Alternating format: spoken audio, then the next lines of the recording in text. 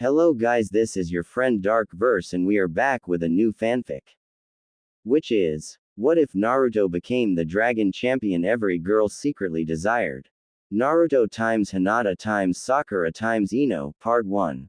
And if you enjoy this fanfic then please press the like button and subscribe to my channel for more fanfic like this. And now let's start the fanfic. In the world of Dagon. In the times of the ancient past, when the world was young, there were dragons, ancient and majestic beasts of power, magic, and will. They soared through the skies and ruled the lands before them and conversed with the mortal beings who inhabit the lands. There were two sects of dragons, the holy dragons who valued peace, compassion, wisdom, knowledge, justice, mercy, order, life, creation and freedom, and the chaos dragons who valued power, corruption, greed, hatred, malice, anger, death, slavery, and destruction. These dragons were constantly fighting one another, the holy dragons hoping to protect all in their charge, while the chaos dragons wanted to conquer, enslave, and consume those the holy dragons protected. The mortal denizens of the world knew this to be the war of the dragon lords, as many dragons on either side sold their lives dearly. They too joined behind these dragons on either side. Some did it for honor, fame, glory, justice, and duty, others did it for power, knowledge, destruction, and worse.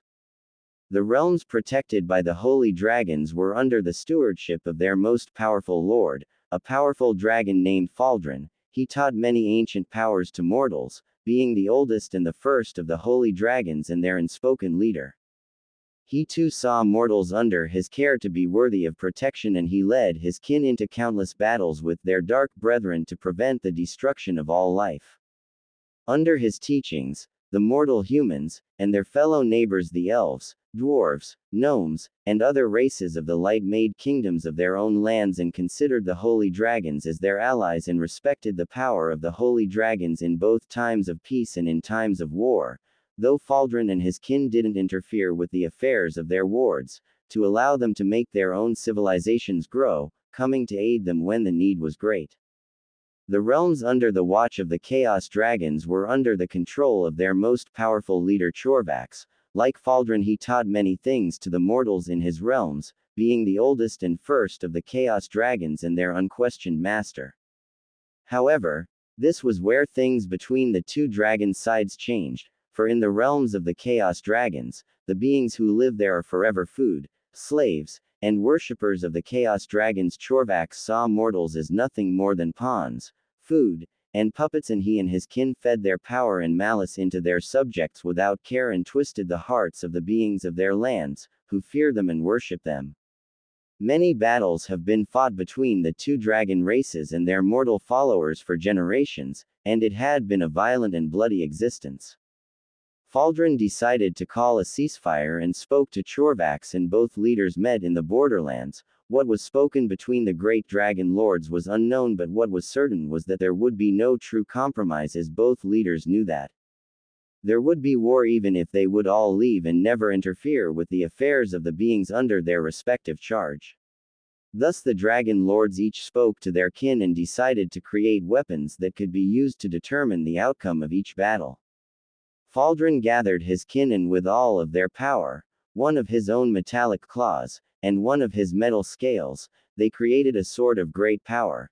The sword was unlike anything any mortal smith could forge and was made by the holy dragons to be unmatched by mortal means, save by their own power and that of their dark brethren. Into this sword, they poured portions of their mystic powers, their blood, their beliefs and more. The sword was forged for nearly 3 to 4 years, and with Faldron's last blessing the weapon was complete.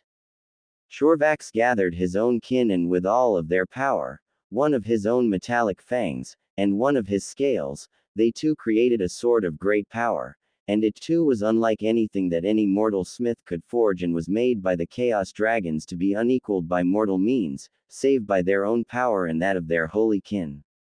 Into this sword, they poured portions of their own mystic powers, their blood, their beliefs and more. It took 4 years for the weapon to be completed, and it was so with Chorvax's blessing. Once the weapons were finished, the dragons left the weapons in their most sacred place, and thus they moved aside and allowed their respective mortal followers to seek the weapons out of their own free will. The two swords were wondrous to behold by anyone, and they were soon sought after by many who sought the power of the dragons. But the swords were no mere weapons, they were great reservoirs of magic and power, and were alive. These two swords chose their wielders, and to prove it, those deemed worthy by the swords each bore a mark of the holy and chaos dragons, and the sword would obey only its chosen wielder and master. Those who were able to find the swords, but were not chosen, were unable to wield it in many ways. Those who attempted to wield the holy dragon sword found it to be nearly impossible to lift, as if they were trying to lift a mountain. And those of dark natures and hearts who attempted to wield or touch the holy dragon sword were burned by the mystical wards and enchantments that both chose the wielder and protected the sword from harm. The same could be said for the chaos dragon sword, as it too prevented those who it did not chose to wield it to even lift it off the ground. Those who were of good natures and hearts suffered paralyzing pain and fear once they were hit by the wards and enchantments that guarded the sword. After their forging, the swords saw battle in the hands of various warriors from the two realms, and these battles were climactic in scale to the eyes of mortals, and these were known as the Dragon Champion Wars, and each wielder of either sword was graced with the title of Dragon Champion. In time the swords themselves gained their own names, and while the draconian names for the swords were only spoken by the dragons who made them, the mortals of each realm made names that would long be remembered. The Holy Dragon Sword was known as Holy Talon, and the Chaos Dragon Sword was known as Death Fang. The swords also took in the essences of those who wielded them, learning from their previous wielders and bestowing the same abilities to those who they chose to wield them later on in life. And it was said that those dragon champions were granted immortality by the swords in a way, for they were able to live for many years after the forging of both blades. In one final battle, both Holy Talon and Death Fang were wielded by two powerful mages who fought in the land known as the Dragon's Basin. In the final moments of the 5 days battle of swords and magic, the mages slew one another in a maelstrom of mystical energy that would have been immense, and all magic would have been disrupted. However, in a blinding flash of light the battle ended, and both mages were seen dead on the ground, and the swords gone. There was panic in both realms, and many petitioned the dragons to locate the wondrous weapons, but the dragons refused and stated that the time of the Holy Talon and the Death Fang in this world had passed. The maelstrom had somehow sent the swords far beyond even their reach, and as such, only a great feat of power could bring the living swords back.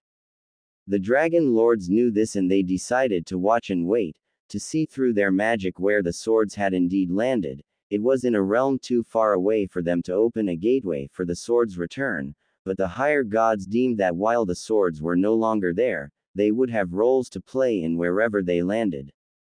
And soon, new dragon champions will arise, and the battle will once more be fought between the Holy Talon and the Death Fang, and soon, the swords and their wielders would decide the fate of their world in ways that none, not even them, can predict.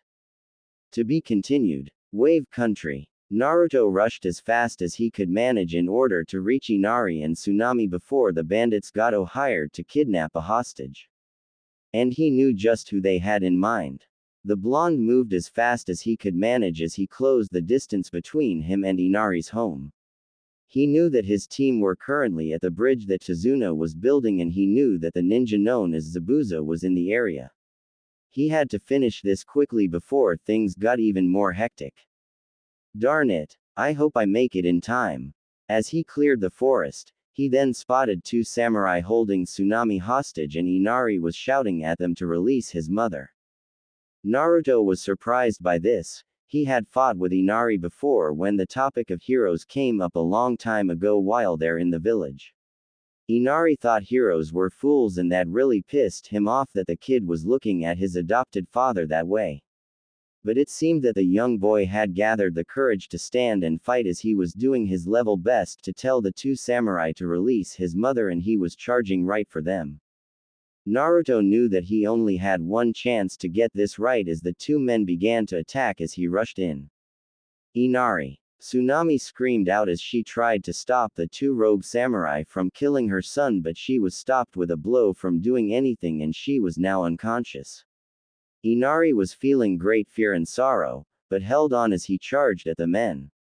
The brothers were eager to end the brat's life, but to their shock, they found that they only succeeded in cutting a log into 3 pieces. What the heck? A replacement jutsu. The two then turned as they spotted Naruto, who had been able to rescue Tsunami and Inari in them, as the blonde ninja spoke in his usual tone. I made it. Sorry about the delay, but heroes always seem to show up late. Inari looked up and saw to his surprise Naruto, who had been able to use a replacement jutsu to take Inari's place while he and 3 other clones that he had made were able to sneak into the area and free Tsunami and Inari at the last minute. Who the heck are you? The name's Naruto Uzumaki of Konoha to you, One Eye. And I'm going to deal with you right now for trying to kidnap a kind lady like Tsunami and trying to kill her son. Naruto. It's you. Naruto spared a glance at Inari and smiled as the kid stood in awe at what he had been able to do at the last minute. You did great, Inari. When you charged those two, they forgot about your mother, and that allowed me to get out of the way and use a replacement jutsu to save both her and you. I owe you big for that. Inari looked at his mother and found her to be alive and safe, and he felt like crying, but then realized that since Naruto was not with the others, he must have known about the samurai who were coming to kidnap his mother, but how did he know that and make it here? But how did you know these two were coming to kidnap my mother? Naruto recalled what he had seen while in the forest a while back, and which told him that danger was heading Inari's way.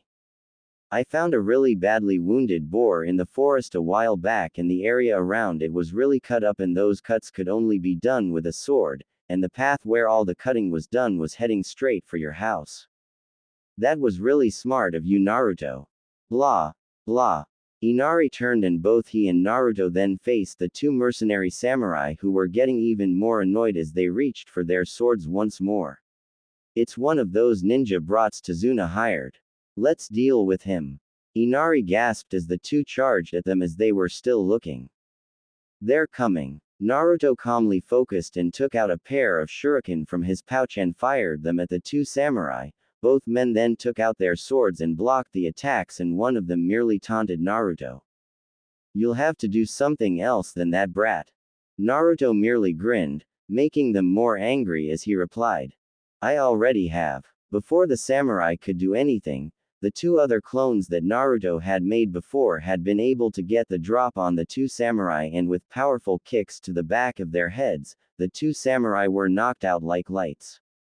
The clones faded, and Inari was stunned at the whole thing and looked at Naruto with wide eyes filled with admiration.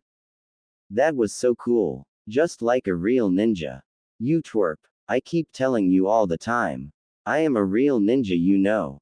The 2 shared a great deal of laughs, and afterwards, the 2 tied up the still unconscious samurai brothers with several coils of rope, and as they took the time to calm down after the battle, Naruto had this weird feeling that someone was calling him. Naruto then spoke to Inari. I guess I should apologize about what I said yesterday. Huh, calling you a coward was pretty low and mean, but now I can say this with pride and honesty, Inari. He placed his hand on Inari's head and replied with his usual smile. You were really brave today. I have no doubt your stepfather and your mother would be really proud of you. Inari felt overwhelmed and once more began to cry, and he was not happy with that, as he thought Naruto was going to make fun of him and call him a baby, like those bullies had done in the past. But Naruto was not that kind of person and assured him that it was all right. Naruto then left him in charge as he ran back to help his fellow team members in their battle at the bridge. On the bridge, things were not looking good as Sasuke found himself under heavy attack by Haku, who had somehow conjured up another jutsu that involved ice and water. The fake hunter Nin created mirrors of ice that covered Sasuke, and when he tried to break one, they didn't break in the least, and before he knew what was happening, Haku unleashed a massive barrage of Senbon that cut into him and wounded him severely. He had the upper hand at first until Haku pulled out this new jutsu, and he had no way to escape and was wounded considerably. Kakashi tried to step in but found himself blocked by Zabuza, and Sakura tried to get involved by firing a kunai at Haku, but the apparently skilled ninja caught the weapon and was about ready to attack, but he was suddenly attacked by a shuriken and was knocked out of the mirror he was using. The others looked as a large pillar of smoke appeared and only 2 people knew who that was. Sasuke groaned as he knew of only one guy who did such stunts. Darn it, quit showing off. Haku spoke once more as he now had a gash on his mask due to the shuriken hitting his face. The number 1 hyperactive, knuckle-headed ninja is here, I see. And sure enough, Naruto appeared and was ready for a fight as the smoke cleared. He spoke proudly and got ready with his usual grin. Naruto Uzumaki is here. Believe it. As he got ready to jump into the fray, he took out a kunai and made a direct strike to Haku. He realized that since this guy was the one who controlled the mirror jutsu, he was then one that had to be taken out, that much he knew, but as Naruto closed in, Haku quickly fired several senbon at him. He was able to evade some of them, but got hit hard on the leg, and Zabuza took advantage of that and Kakashi was stunned as Naruto was injured. The blonde ninja recovered but quickly gulped once more as Zabuza came at him with his head-cleaving sword at the ready. Naruto. Look out. Now you die, brat. Naruto blocked with his kunai, but the weapon was not enough as the head-cleaving sword had been well made and weapons such as the kunai were not the best choices to block a weapon of its power and size as the kunai held on for a moment, before being cut and the weapon wounded Naruto right on the chest, cutting him deeply. Naruto staggered back as the blood flowed from his wounds. Haku hesitated and was not happy. He wanted to fight Naruto head-on, but Zabuza was in a hurry and he couldn't go against the only man to give him purpose. Zabuza smirked a bit and replied, "You've run out of road in life, brat. See you at the end." With that, Zabuza kicked Naruto in the stomach and sent him into the waters below with a splash, and he turned and faced Kakashi, who gave out a very icy glare. "How dare you? You want to avenge that brat, Kakashi? Then come and get me, and watch as Haku takes out the other one." Sakura gasped at the sight of Naruto falling into the water with the wound. She might not like him, but he was her team after all, and now he must be dead. She forced herself to calm down and focus on defending Tazuna, though she swore that she would pray for her teammate once she had a chance. Unknown to them all, as Naruto fell deeper into the water, knocked back into the ocean from Zabuza's strike, he felt the cold waters and he felt his life beginning to weaken, and he continued to fall into the water. Am I dying? Naruto opened his eyes and found himself in water, deep water, and there were fishes swimming, and for a moment a vision hit his mind, the image of a strange sword that seemed to be of pure evil, as if it was purely made from evil. He then saw himself, but different. The whisker marks were there, but he seemed older, more seasoned, and holding a sword, wearing strange clothes with the symbol of some beast with wings on the clothes, and a strange white tattoo on his arm. He looked about as much as he could manage, and then he saw something. As his wounds were still beating from the strike, he managed to barely deflect. He wasn't sure, but it appeared to some sort of weapon in a sheath, like a sword, and it was buried in a large boulder underneath the waters. But it was different, though he couldn't see it for real. His vision began to fade, but the number 1 hyperactive knuckled-headed ninja of Konoha was not about to die here and now. No, I've made it this far. I will become Hokage. I refuse to die. Naruto tried to move as the sword was now within reach, and for a second, he touched it. I won't give up my dream.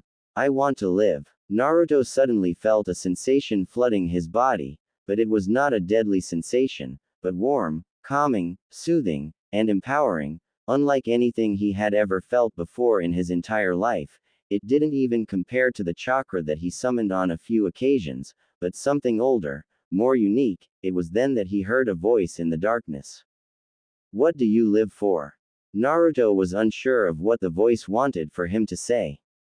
But no matter what, he was not going to back down, and he replied, I live to accomplish my dream.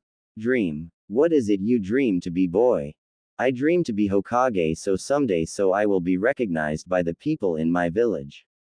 And my name is Naruto Uzumaki, not boy. Why do you wish to be Hokage Naruto Uzumaki? So I can finally prove to the villagers that I'm not a demon. That I can be the greatest ninja the village ever had. Is that all you want? Do you not have others to care for and protect? Naruto then recalled Iruka, the only man who treated him with kindness in the academy, the third Hokage, who despite him butting heads with was the closest thing to a grandfather he had, his friend Konohamaru. He recalled Tsuki and Ayame, the two who worked in the ramen stand that he frequented. He thought of his teammates, Sakura, his sensei Kakashi, and even if he wouldn't want to admit it, Sasuke. He would not give up on Sakura despite her actions towards him. He wanted to prove to Kakashi that he could be as good or even better than Sasuke. And he wanted to prove to Sasuke that he could be stronger than him.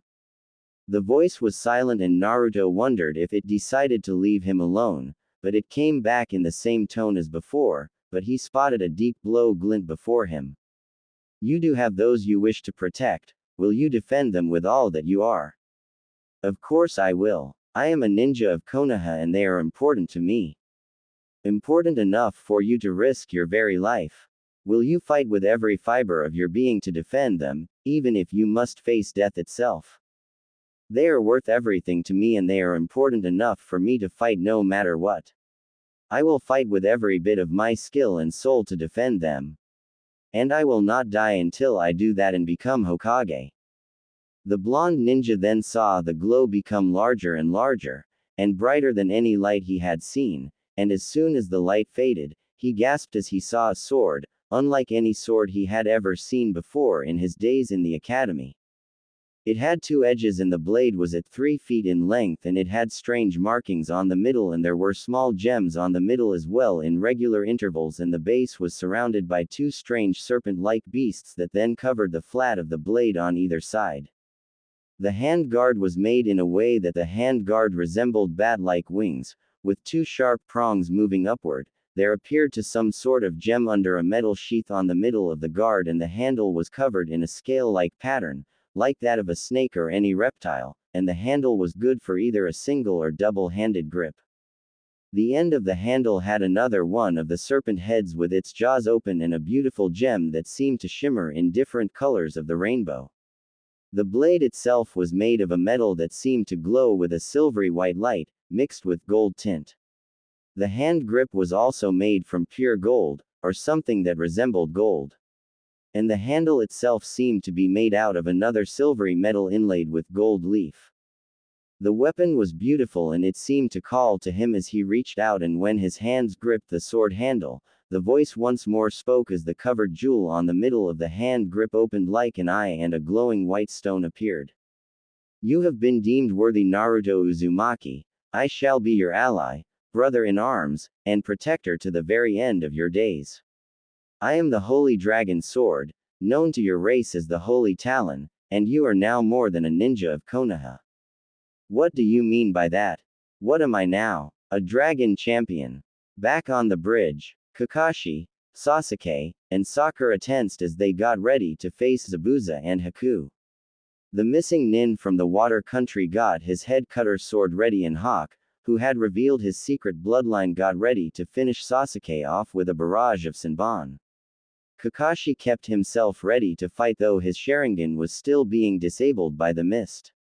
Sakura stayed close to help Kakashi and protect Tazuna, while Sasuke bit back the pain and got to his feet.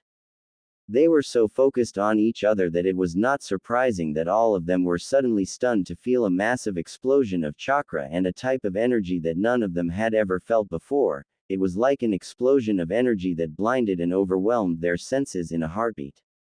Haku halted his attack and so did Sasuke as they tried to look for the source of such immense chakra.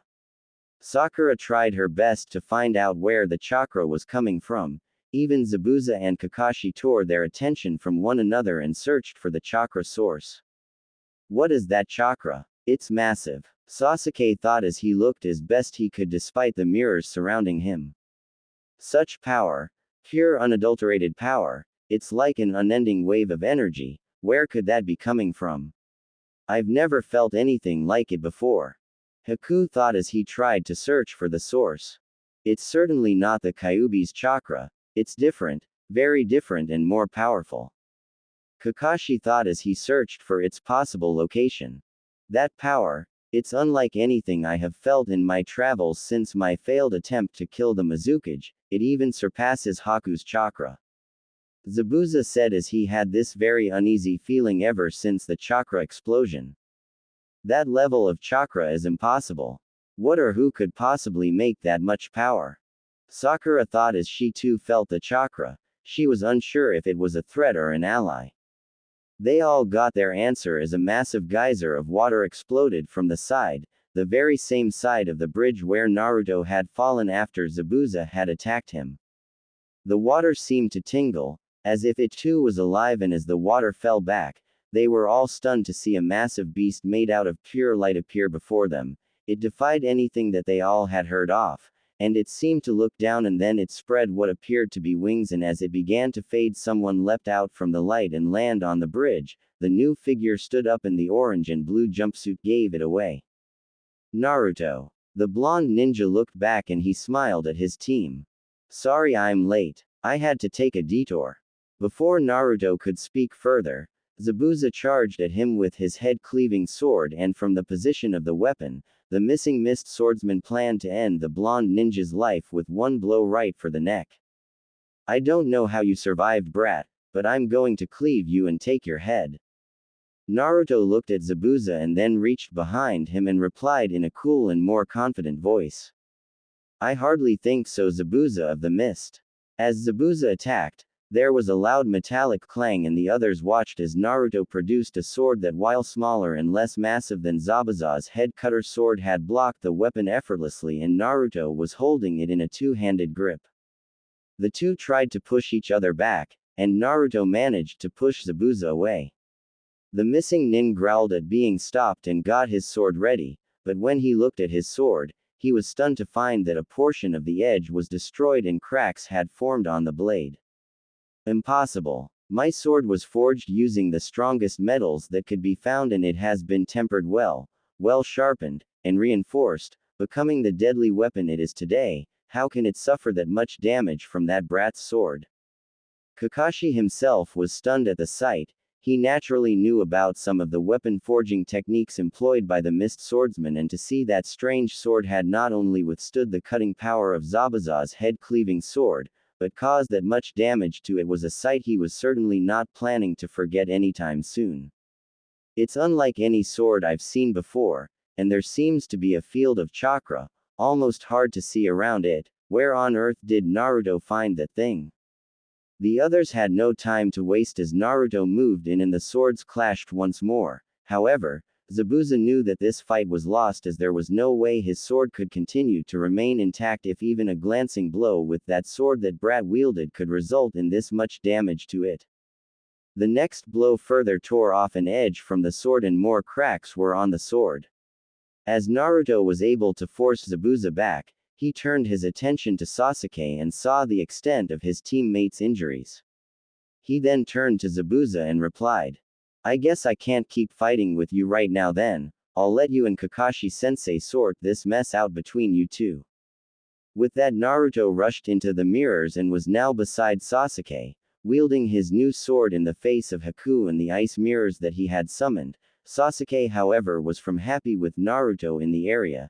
Despite his wounds, he was already able to use the Sharingan and was able to even up the odds. At least, he didn't need the Dobi's help, though he wondered just when did he suddenly get this burst of chakra and where did the sword come from. What are you doing here, you idiot? Naruto turned and gave Sasuke a glare of disbelief. I came here to help you get out of this mess, and this is the thanks I get.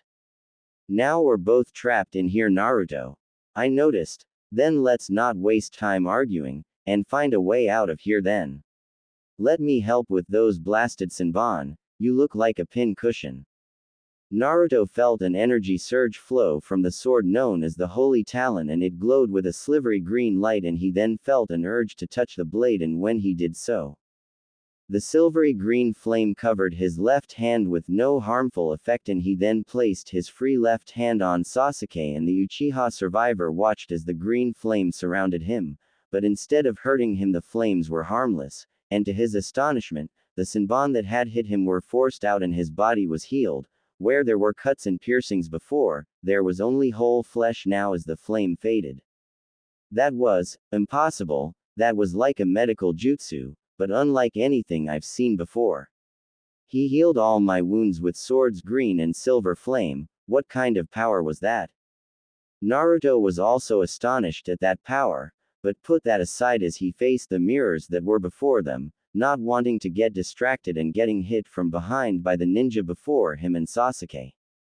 He took a defensive posture and got ready to fight, while Sasuke managed to fight back his shock and got into defensive position. Zabuza however knew that after all that he has seen, there was no way either he or Haku could beat this ninja team. The Sharingan user was a bit of a problem, but Haku could even that up.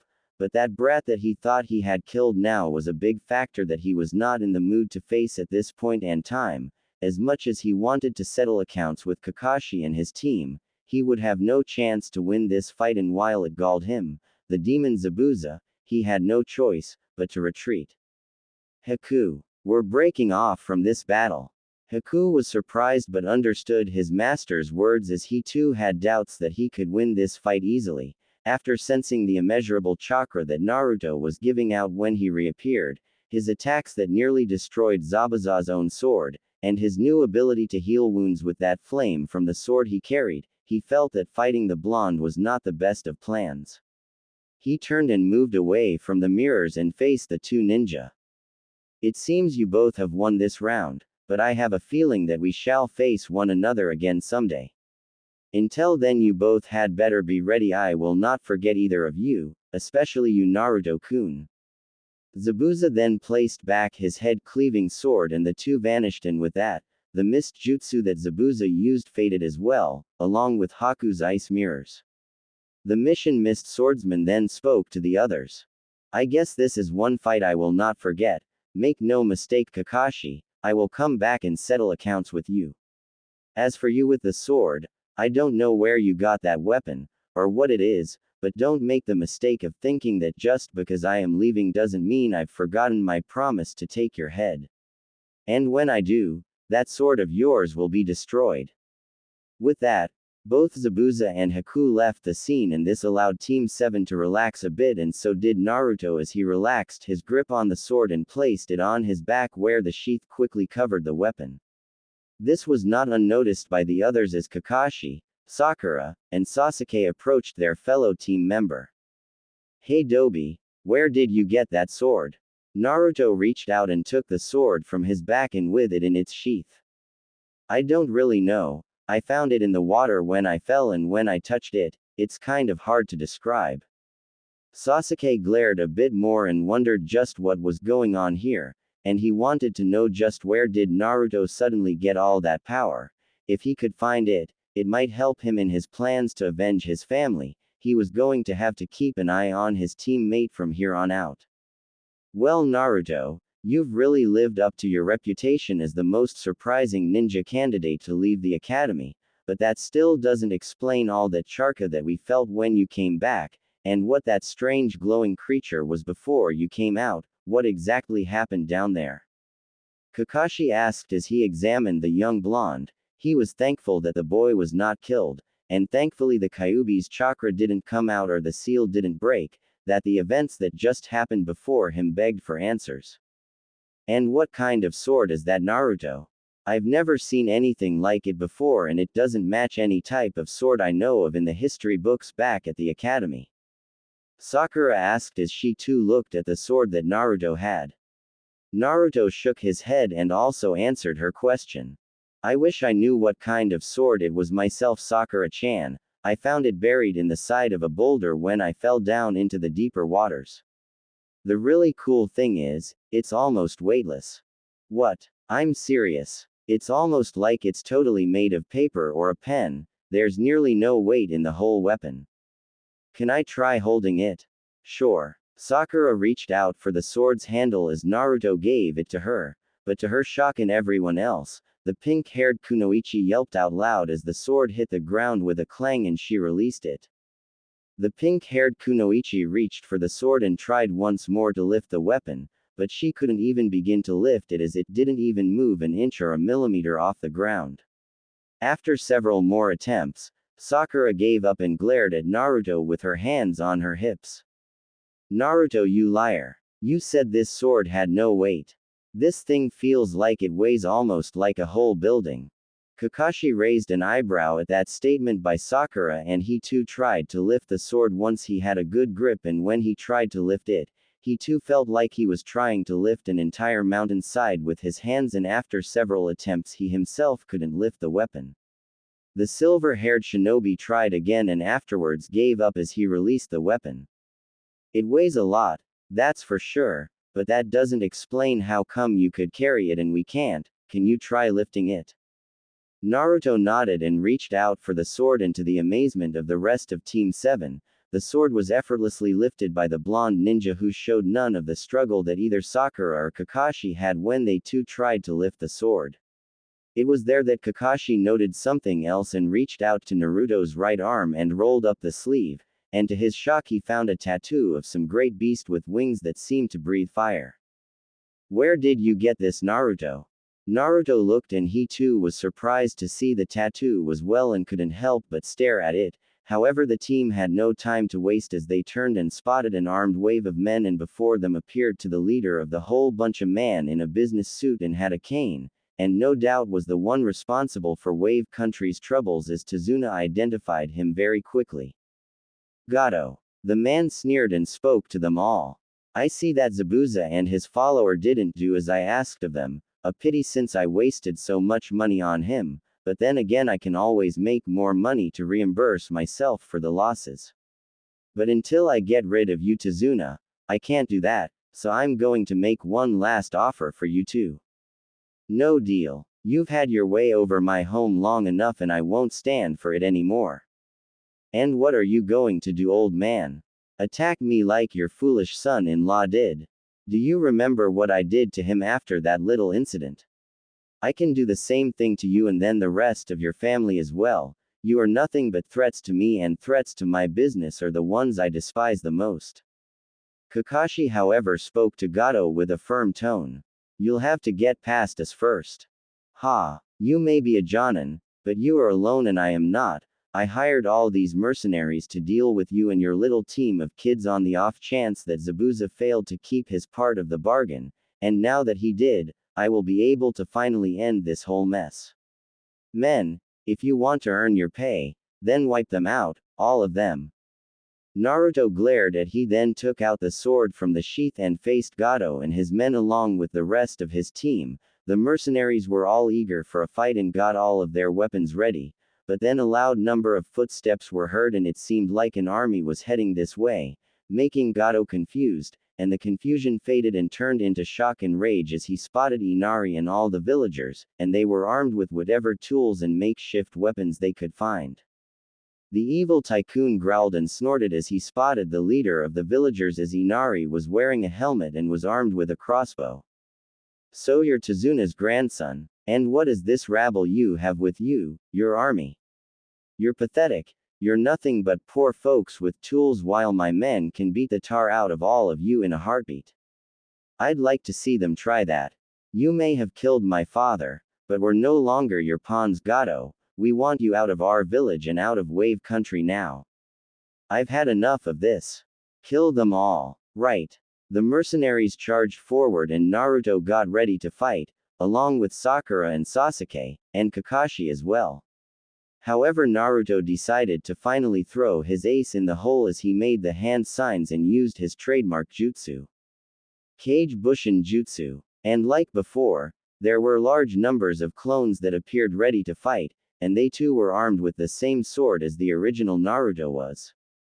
This made the mercenaries pause as they saw this, and Kakashi decided to get into the act as well, making his own Kage Bushin to even up the odds a bit more. Even Sasuke got into the act as well. Gato was livid and told the mercenaries to attack, and with the incentive that not only will they be paid by him to do this, but they were free to plunder the village for all the items of worth in it. This was enough to make the mercenaries overcome their fears as they continued to charge. However, unknown to them all, the sword Naruto wielded began to glow faintly, as if it sensed the danger its master was in, and the shielded stone in the handguard opened as the metal covering it opened and the glowing stone once more appeared like an eye, and Naruto suddenly felt this urge and he felt something enter his mind like a gentle suggestion. He then decided to follow through and then placed the sword in front of his face with the flat ends of the sword facing him and the target, and instead of making hand signs as per requested by jutsus, he began to speak in an alien tongue that got the attention of his team as they had no idea the language that Naruto was uttering. What is Naruto talking about? What kind of language is that Dobi speaking in? This language certainly doesn't sound familiar, but it seems to be familiar to Naruto. What is it? They got their answer as Naruto raised the sword high and spoke in their tongue and uttered a phrase that seemed to resonate with power and authority, and it was there that they saw the glowing stone that appeared in the handguard of the sword Naruto had. I command you, who serve the cause of justice. Arise and fight for me.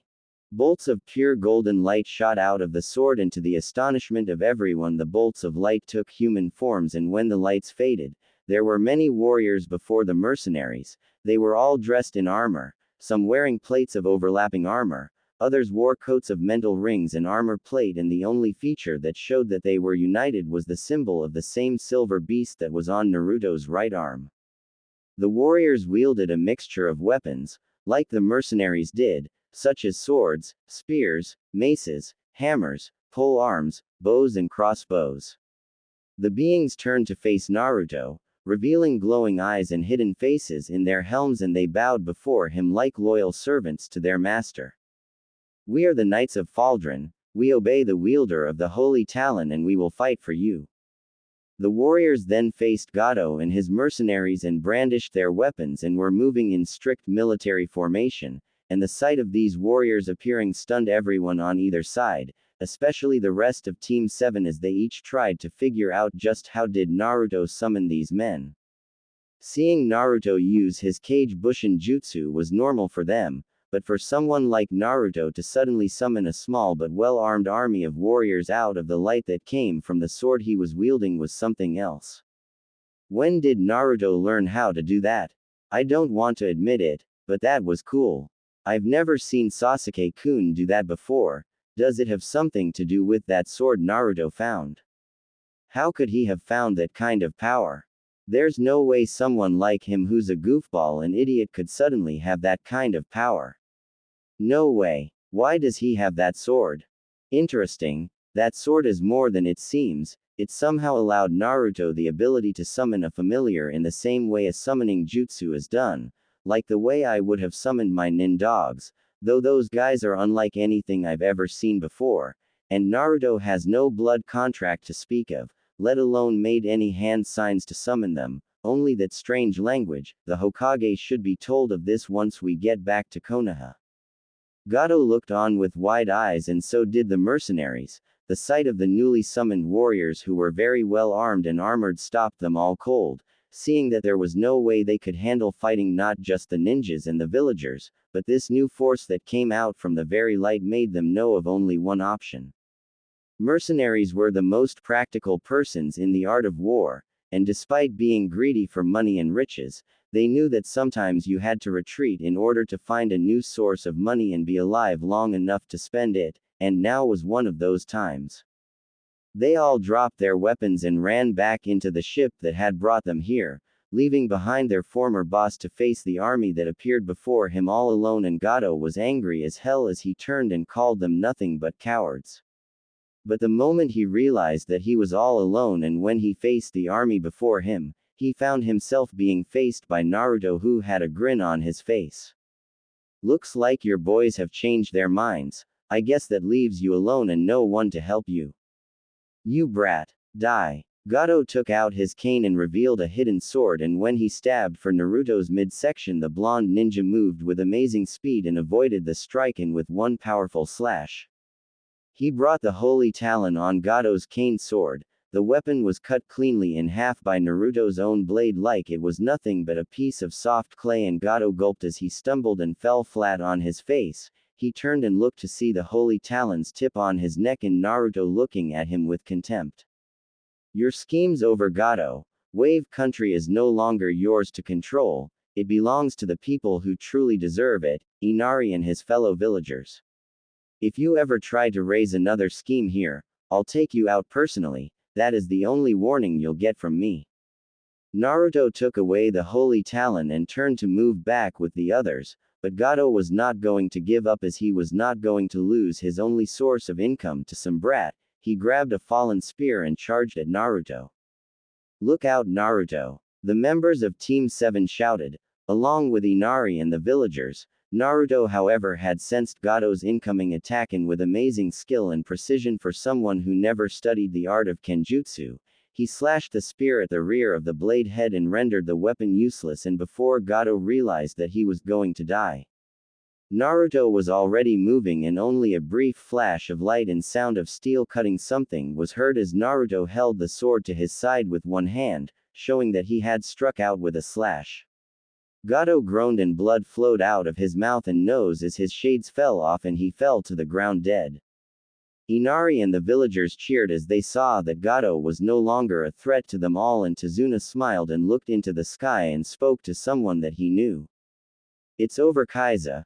Gato's gone, and he won't be coming back anytime soon. Your death has been avenged. Tsunami and Inari are safe, and so is the village. Your son's become a man and he will be a fine man someday, and now our village can finally prosper and grow. And it's all thanks to those ninja there.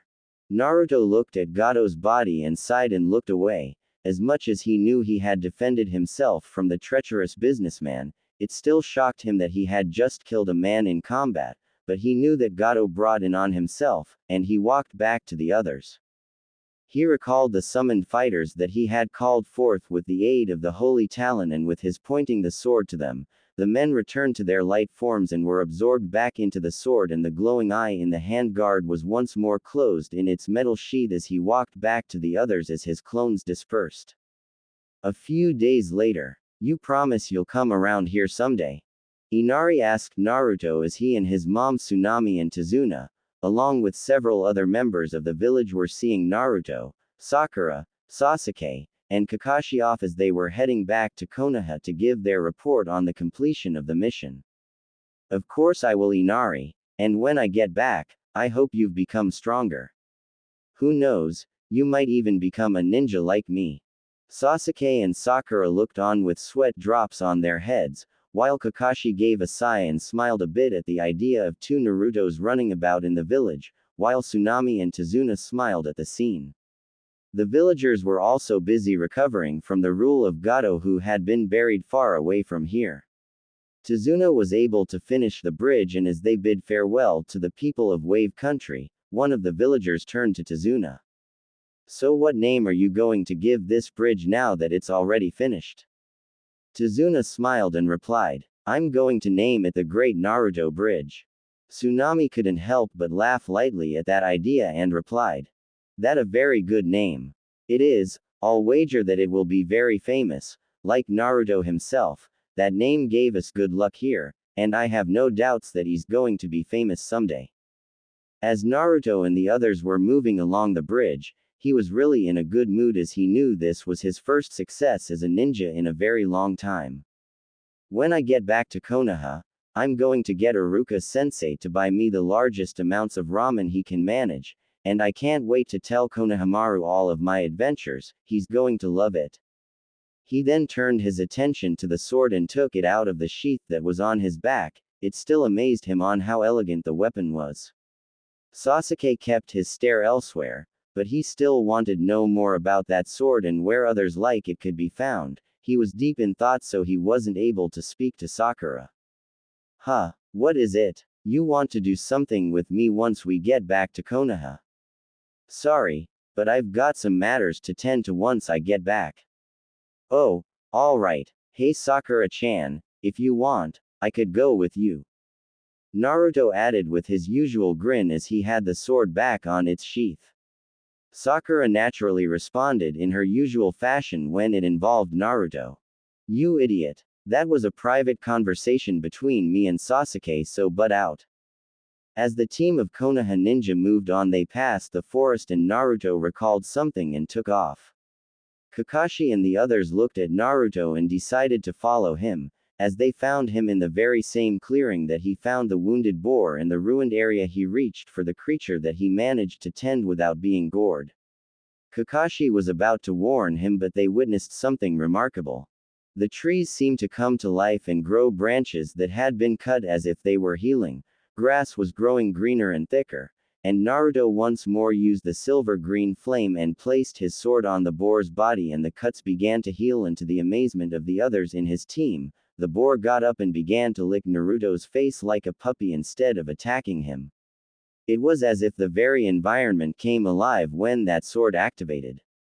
Naruto laughed and replied, Okay, Mr. Boar, you're happy. I did say I was coming back to get you fixed up, remember? Naruto got up and placed the sword back as the boar got turned and ran back into the woods, and as the team headed once more for home, Kakashi knew that things were going to get really interesting once they made it back there. To be continued. Author's notes. Well, things are going to be a bit different around here now, isn't it? Now, what exactly is a dragon champion? Dragon champion is the term given to those chosen by the two swords, forged from the leaders of the two dragon races, Faldron and Chorvax, Holy Talon and Death Fang. They embody the mystical, martial, and physical aspects of the two sects of dragons and their power and philosophies. Meaning that in case of the dragon champion who wields Holy Talon as a fighter who protects those who are in danger and seeks out injustice or evil, and punishes them according to the state of their crimes, like a warrior of honor. In the case of the dragon champion who wields Death Fang, the wielder of Death Fang is a fighter who seeks power and strength regardless of how many lives are either destroyed or lost in the process, or how many victims fall to its blade, and the wielder of Death Fang revels in bloodshed and death. The weapons provide exceptional powers and abilities to their wielders respectively, such as magic, martial skill and more gained from the powers imbued into the blades and the essences of the previous dragon champions who wielded either sword in the past. Naruto had acquired Holy Talon and, as you have read, is chosen as a dragon champion, but that certainly doesn't mean that Death Fang is not far behind. As to who will be chosen as the wielder of death and the, shall we say, the evil dragon champion, we shall see as well. And as to pairings, well, that's up to me. I might try the harem approach if anyone's interested in that. And also there will be some physical changes to Naruto as he gets used to using the powers of the Holy Talon, as he will need to get used to its power and abilities. And Zabuza and Haku will be still around as well. I happen to like the two and I plan to have them still around. See you later. Naruto was tired as he ate his ramen for dinner. He and the rest of his team had arrived to Konoha after a day or two on the road.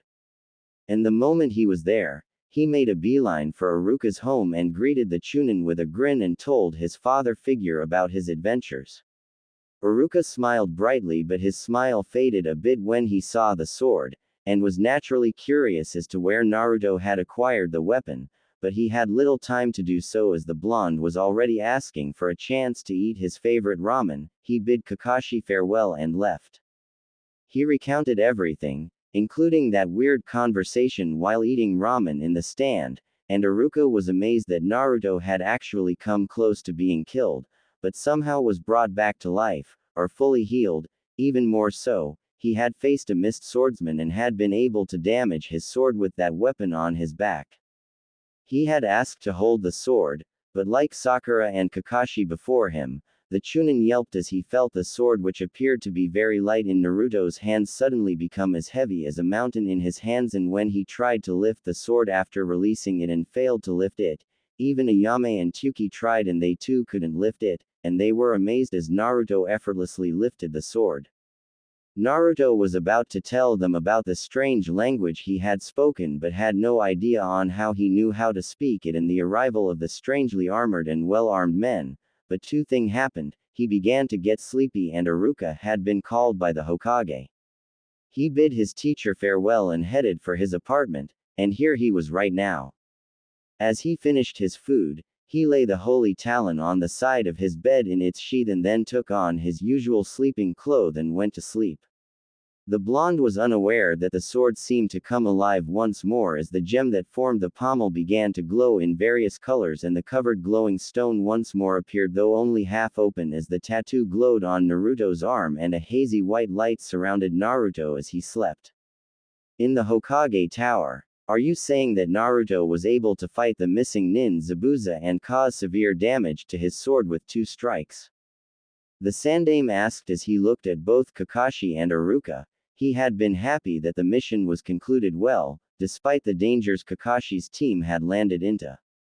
However, the events that surrounded Naruto's sudden acquisition of the unknown sword and the power that it seemingly granted to the blonde child and container of the Kyuubi was certainly something of great interest and concern for the old man, as despite his arguments with the boy, he was like a grandson to the old man, though they were not related by blood like him and Konohamaru. That's correct, sir. I was witness to the whole thing as Naruto damaged Zabuza's sword greatly with only a weak-looking strike, and the sword of the missing nin was nearly destroyed with a second attack, and considering the way that Gato's sword was cut like it was nothing but cloth, I can bet that sword possesses considerable power and strength to do all that, and there is more. More, you say? Yes. Sakura and I tried to lift the sword ourselves after the battle with Zabuza and his accomplice Haku to find out more about it and a tattoo of a beast we found on Naruto's right arm. When Naruto handed Sakura the sword, however, something unexpected happened. The moment he released the sword and Sakura took hold of it, the weapon suddenly became heavy and fell to the ground out of Sakura's grip, and it was now heavy enough that Sakura was unable to lift it. No matter how many times she tried, she then said that the sword had suddenly taken the weight of an entire building. And when I tried to lift it as well, it was just as heavy, like I was trying to lift a mountainside. But when Naruto held the sword, it was as light as cloth in his hands. I also noted some sort of tattoo on his right arm. It was then that Gato arrived with his mercenaries, just in case Zabuza and Haku failed. And what happened? We were able to get support from the villagers who were armed, and we called our clones to even up the numbers, but Naruto began chanting in some strange dialect I've never heard of before, and that is saying something in itself since I've traveled for a very long time. And then he summoned beams of light that turned into armed and armored warriors that called themselves the Knights of Faldron. They were going to fight for Naruto and faced Gato's men. The mercenaries left and Gato tried to fight Naruto himself, but Naruto disarmed him and gave him a warning. Gato didn't heed it and tried to attack Naruto, forcing Naruto to kill him. Iruka's eyes widened at that statement. Are you saying that Naruto killed someone for real? That certainly does not sound like him. Kakashi nodded at that and spoke. I was surprised myself, but I saw what I saw, and I know that Naruto was certainly not happy with his actions, but it was unavoidable at the time. I take it there's more to this story, Kakashi. The silver-haired ninja and armed with the Sharingan then told them of the little side trip they had taken and how the sword created a silver-green flame that healed a boar with severe slash wounds and how the environment seemed alive when the sword was near. Needless to say, both Iruka and Sarutobi were very interested in the sword itself and what effects it had on Naruto. The Hokage thought clear and hard about this, and Iruka then spoke and told him of the events at the ramen stand that he and Naruto frequented, and even told the others of his own failed attempts to lift the sword. Even Tsuki and Ayame couldn't begin to lift the weapon as well, but just as Kakashi said, the moment Naruto had the sword it was easily lifted. The 3 men sat down and thought about all these events. The Hokage then spoke in turn to the Chunin and the Jonin. Kakashi, who else knows about Naruto's possession of the sword? Myself, Sakura, and Sasuke, though I have no doubt in my mind Zabuza and Haku are also aware of its existence. Iruka, apart from you, who else in Konoha knows about Naruto's possession of the sword? Tsuki and Ayame know about it as well. And the name of this sword is? Naruto called it the Holy Talon. The Hokage had a lot to think about, but for now, he had orders for both men. Kakashi, I want you to tell Sakura and Sasuke not to tell anyone about the sword's powers and its abilities when Naruto used it in Wave Country. Make sure that until we know more about this weapon, no mention of this sword will come out to the others in the other teams. The weapon no doubt will make its own presence felt. Make sure Naruto does not use it constantly, for despite the benefits it seems to give him, we can't be sure if there might be side effects that could injure or kill him. I understand. Uruka, I want you to go back to Ichiraku and tell both Tsuki and Ayame to not tell anyone else about the sword. We can't afford to have the villagers who hate Naruto to try and attack him when they misunderstand why he has that sword. Yes, Lord Hokage. In the meantime, I will be searching our archives for any mention of what this holy talent, who made it, and why. If we can find out where this sword came from and who forged it, we might get a far better understanding of what happened in Wave Country and why it chose Naruto. In the morning, Kakashi, I want you to tell Naruto to meet me in the practice field where you had the bell test. There we might be able to find out more. Sarutobi then dismissed both men and went to work immediately. He would tell the council in due time, but this was a mystery, and if there was one thing the former shinobi known as the professor liked, apart from talking to women, was mysteries. In the Uchiha clan house. The home of the Uchiha clan used to bustle with activity, and even at night there would have been activity of some sort, but not tonight, not after the massacre perpetrated by one of their own. For now, only one resident was in the house, one Sasuke Uchiha. The last survivor and heir to the clan searched through his house and gathered all the scrolls that he could find, including the diaries and journals of every ancestor of his clan, in order to find any mention of the holy talon. He wanted to know if there were other swords similar to the one his teammate Naruto carried. He had not touched the sword himself and therefore was getting more curious. I need to know what that sword is, and who made it. If I am lucky and find a sword with the same powers, I could finally accomplish my dream apart from rebuilding the clan, killing him. Sasuke tightened his grip on one of the scrolls in an effort to curb his temper.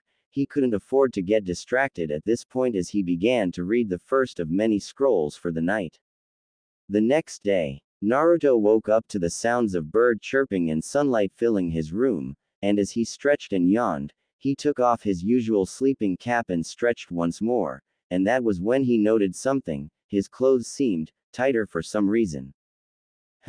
That's kind of weird. My clothes feel a bit tighter than before. Maybe I put too much detergent when I washed them. Naruto then got out of bed and looked to his side of the bed, and smiled to see the holy talon still there in its sheath that appeared to be ebony wood held by silver, gold, and a jade green like metal.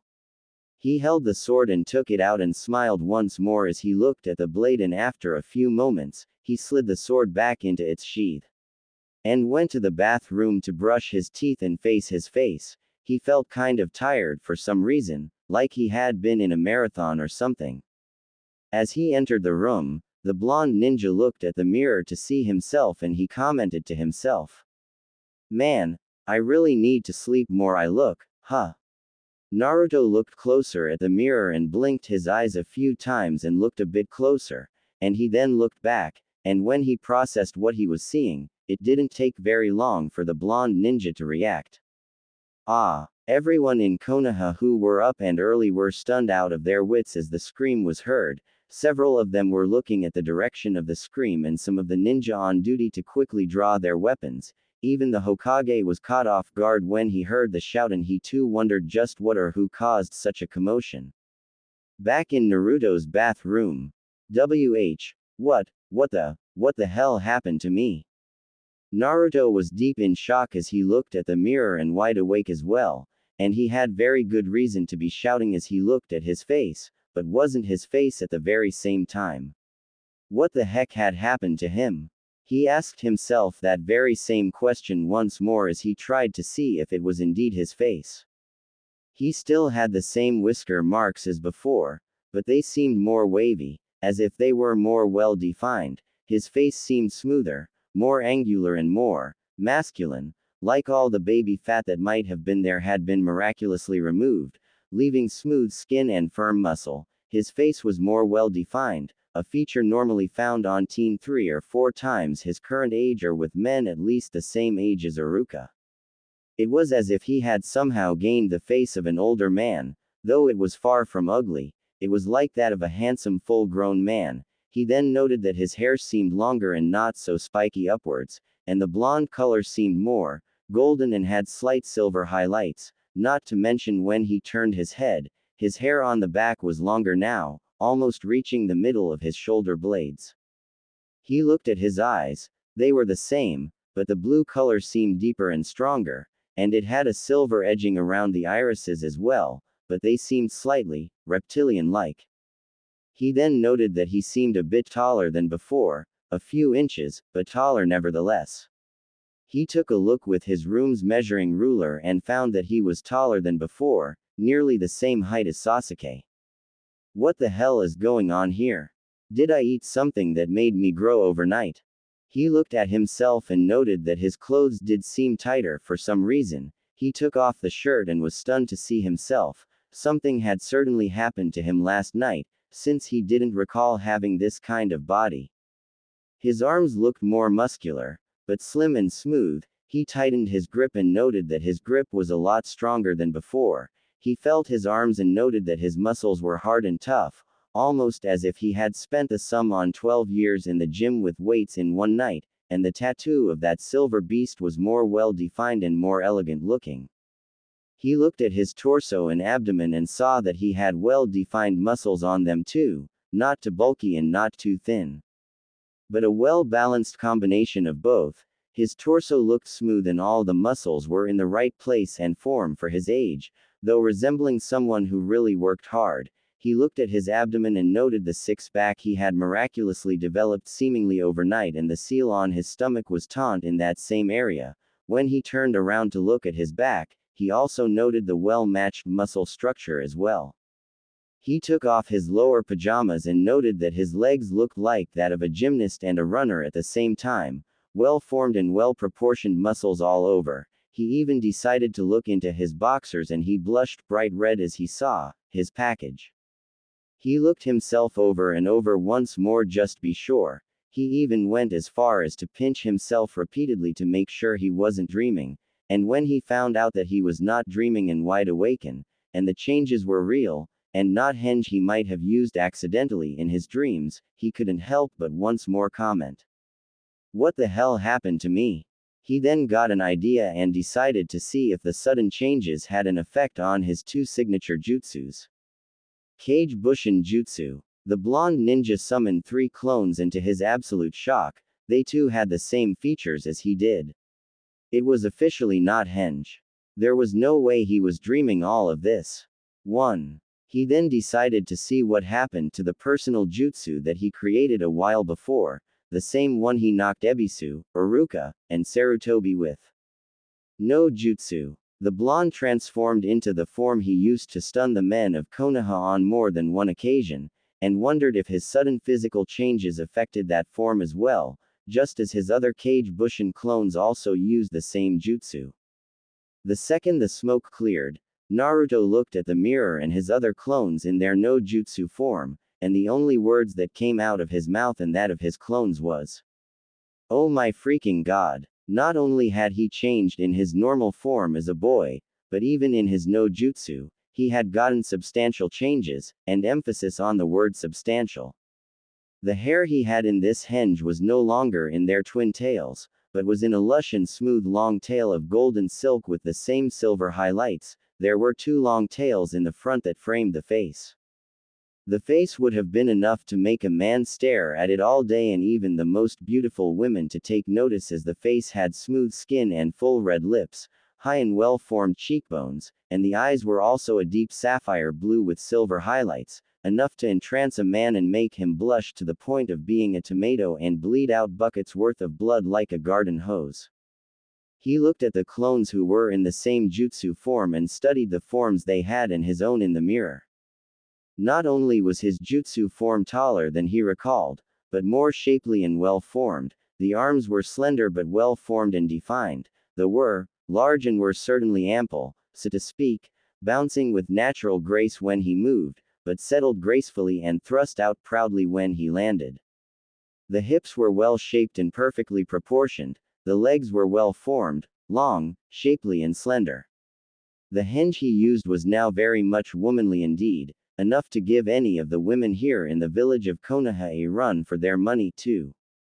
Despite the absolute shock of the whole affair, Naruto had to admit, there were a great deal of possibilities that he could pull off with this new and seriously improved jutsu. He didn't even want to guess how the others were going to react when they saw him. As soon as he returned to his normal form and dispersed his clones, he realized that he was supposed to meet up with the rest of his team at the bridge today to get the latest mission. He took out his clothes and grunted a bit as they were a bit tighter than before, and he made a mental note to go and convince the clothes store owner to give him some fresh and better fitting clothes. Once he was dressed, he reached out and took Holy Talon and placed it on his back, and the weapon bonded instantly to him as if it was held by some invisible belt. Once he was done, he rushed out of his house, and once he talked with his teammates, he was going to head out to the ramen shop and grab something to eat. Imagine him looking a bit like the fourth Hokage when the man was older, and add a dash of Titus of Final Fantasy X and you've got his new looks. 2. If you want a more visual description of what happened to Naruto's jutsu and what form it's currently in now, well, let me put it this way. If you've seen the anime and manga Tenho Tenge, then Naruto's enhanced jutsu form resembles a fusion of the Natsumi sisters, Maya and Aya, so you can bet your money that it really puts in the term, right on the dot. At the bridge, Sakura was currently standing on the bridge with Sasuke leaning on the rails. Both of them were waiting for their teammate to show up for the meeting with Kakashi. However, both of them were also deep in thought. Well, one of them was as Sakura was happy to have some alone time with Sasuke. Sasuke, on the other hand, was cranky and tired. He had searched the scrolls until early morning, and still found nothing in his clan's scroll collection that spoke of the Holy Talon or any sword that had the same power as it did. It was as if that was one artifact that none of his clan had ever seen before, and that made him very curious and very frustrated. "Hey Sakura-chan." Sakura turned and spoke to the only guy she knew who spoke like that. "Naruto. Please don't be late like Kakashi, huh?" Sakura's irritated look was replaced with wide eyes as she gazed at Naruto. She couldn't help but stare as Naruto seemed to have changed overnight, and quite literally at that. She noted the change in height, looks, eyes and even the hair. She couldn't help but look transfixed at the blonde as Naruto greeted her good morning and offered his usual smile, and for some reason, she felt like she was going to blush. She fought it down and looked closer. Whoa, what happened to Naruto? He's different. Her inner self, however, had other terms to describe the sight before her. Different. He's not different, girl. He's hot. Who knew he'd look like this in one night? This has to be a trick of some sort. Maybe he's using henge or something. Sakura then placed the proper hand signals and uttered the jutsu designed to dispel henge and genjutsu. Kai. She opened her eyes and was stunned to see Naruto's new features had not disappeared. There was no henge the blonde ninja was using at the moment, and that really got Sakura surprised as she decided to look closely. She noted that his usual clothes looked tighter and he seemed taller for some reason. As soon as she was done, she couldn't help but ask. "Naruto, what happened to you?" "I don't know really. I just came back from the ramen shop last night and went to sleep. The next thing I knew, I woke up and looked in the mirror in my bathroom, and I was like this." "Are you kidding me, Naruto? No one turns into, well, this in just one night. Not that I'm complaining or anything." "Whoa. Did I just say that?" "Darn right you did, girl." "Well, I did." Sasuke then looked at Naruto and he ignored Naruto's sudden changes, and Naruto glared back and the two looked away from one another with a snort, making Sakura worried and depressed. "Oh man, they've acted like this when we got back from Wave Country. I feel like I'm dealing with children all of a sudden." "Darn it, Kakashi-sensei. Get your butt over here."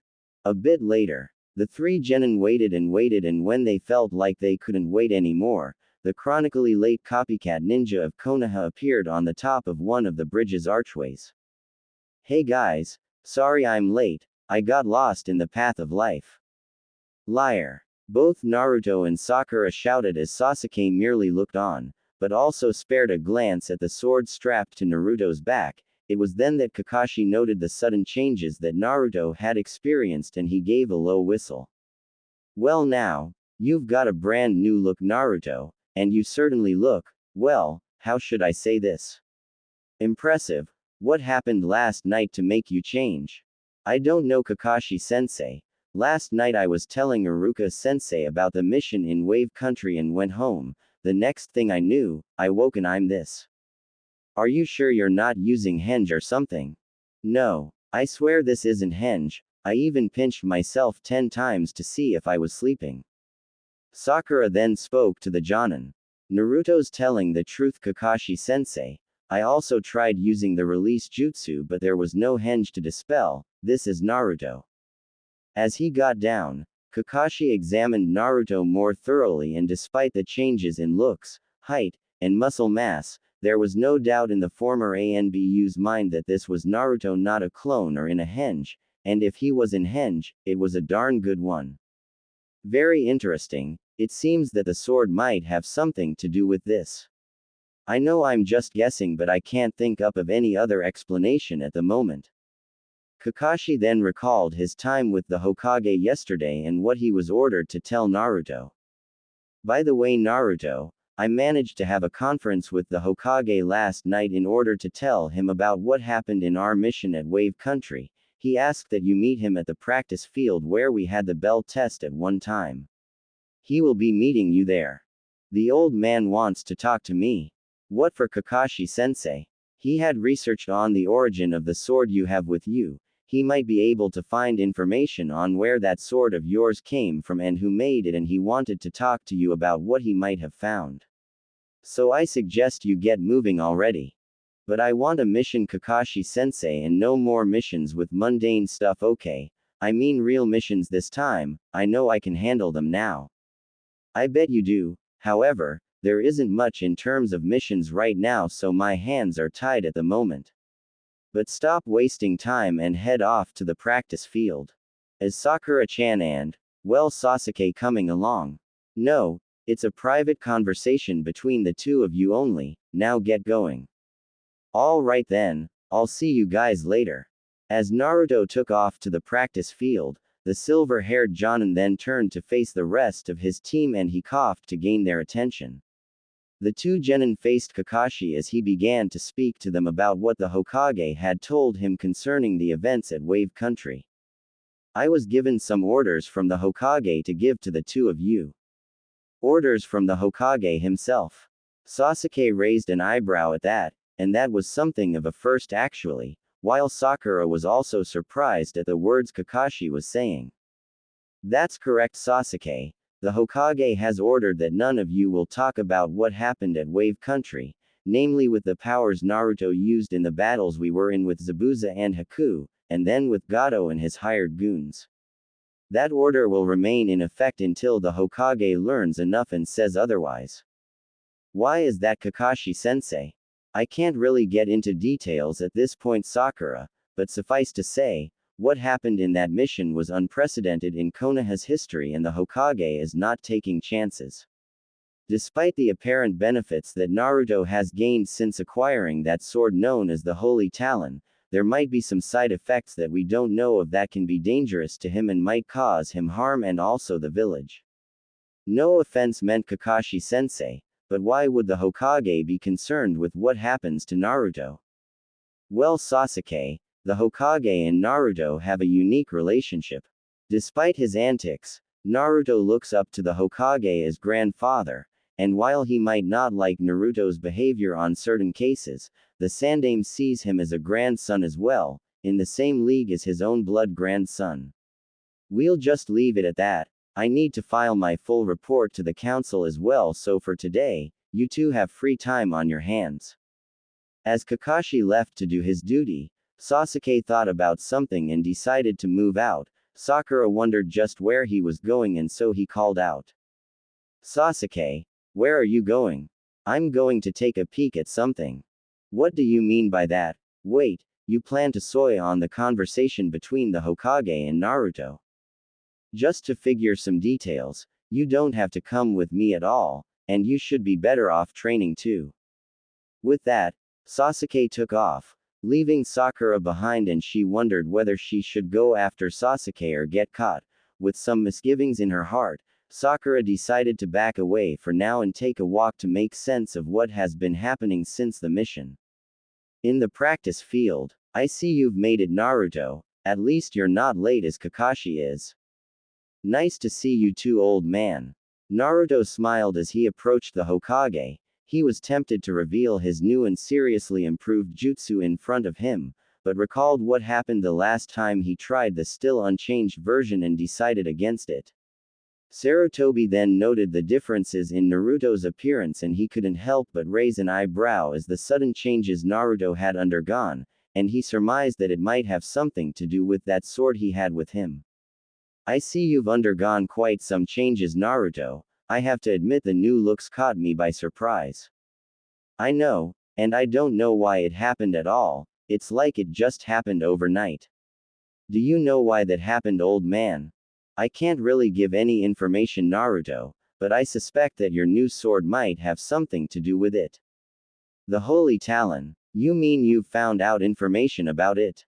I've only made a guess, Naruto, and I'm afraid that even though I've spent the whole night and early morning poring through all of our archives and scrolls, I was not able to find a single mention of the Holy Talon. No mention? Are you saying that the sword's not in the archives? I believe so. However, I came to the conclusion that we might find answers from the sword itself. I have a feeling that you might have more details on how you got that sword, Naruto. Now tell me everything that happened there at Wave Country, and from your own perspective this time. Naruto then told him of how he saw the sword and touched it and heard voices talking to him and saying that he was deemed worthy to hold Holy Talon, or rather the Holy Dragon Sword, and he then spoke of what happened afterwards. Sarutobi was naturally surprised by what Naruto told him about the voice he heard that seemed to come from the sword itself. As soon as Naruto was done explaining everything, the elderly leader of Konoha then had an idea. Naruto, I want you to try and speak to that voice once more. Considering you appear to be the only one who can wield it properly, it might obey only you and the voice will respond only to you and your orders. Naruto took out the Holy Talon and looked at it and he spoke mentally, the same way he had done before with the voice. Can you hear me, Holy Talon? I can hear you, Master Naruto. What is it you wish of me? I want to know who made you, where did you come from, and what exactly are you? I see, you wish to know more about my origins and my creators and what I am. Yeah, you didn't exactly tell me everything about yourself, and if what the old man said was true, you have something to do with my new looks. So will you tell me about yourself, Holy Talon? I am afraid I cannot at this point, however I can allow you to speak to my high-ranking master and creator, or at least a manifestation of him. It's not too hard to do. Merely place me into the ground and speak the name the knights mentioned and say the phrase, come forth and speak your lore. I will do the rest. Is that all? Yes. Naruto then broke his speech with the sword and then told Sarutobi what the Holy Talon had told him. Sarutobi considered the ramifications of the statement and decided since this is the best course of action to find answers, he gave Naruto a nod and Naruto went to work and placed the sword into the ground blade first and spoke, just as Sasuke was hiding as best he could in the brush and undergrowth. Faldron, come forth and speak your lore. Who the heck is Faldron anyway? Those summoned men said that before, so who is this Faldron? Wait a moment, could he be the creator of that sword? The sword suddenly glowed deep white and a blast of energy was unleashed in a heartbeat, that blinded both Sarutobi and Naruto, and even Sasuke had to cover his eyes. The shockwave was felt by all the ninja in Konoha and some of the other teams were caught off guard as well as they all looked for the source of the sudden energy wave. When the light faded, Naruto, Sarutobi, and Sasuke looked and, gasped as they saw the sword was still glowing, but they were for the moment not concerned with the glowing sword, but were more concerned by the thing that appeared. They were now looking at the strangest creature they had ever seen. In simple terms, they were looking at a dragon. But not just any dragon, but a dragon lord. What kind of creature is that? It's monstrous. I've never seen anything like it before in my whole career. That is one big lizard. And with wings no less. The three looked at a creature that was as tall as a 3-story building and was covered in shimmering golden scales that glowed gently in the sun, and the scales were rimmed with silver edges. There were 4 limbs about it, all of them had 5 toes, and had razor-sharp metallic-like claws, though one claw in the right forelimb was missing. There was a beast-like elegance and beauty about the creature, and it appeared to have wings that appeared to be folded. It had a long tail with several bony plates on it that tapered into a spear-like tail tip, and a long mane of golden hair with silver mixed into it ran from the base of the tail tip to the back of the head, which was on a long gracefully shaped neck. The head was like that of a reptile, and there was a giant glowing diamond on the forehead on the creature, and a pair of 4 horns on either side that flowed backward. The creature curled its lips upward to reveal rows of very sharp teeth, and its deep rainbow-like eyes were directed solely at Naruto. Sarutobi had no idea what monster this was and quickly took off his Hokage robes and hat and was now in the same outfit that he wore in his youth, and he spoke to Naruto. "Get behind me, Naruto." The creature then opened its mouth, and amazingly enough, it spoke, and in a royal tone that demanded respect and attention, yet in a patient and calm manner. "Peace, elder. I mean you and the boy no harm. There is no need for violence."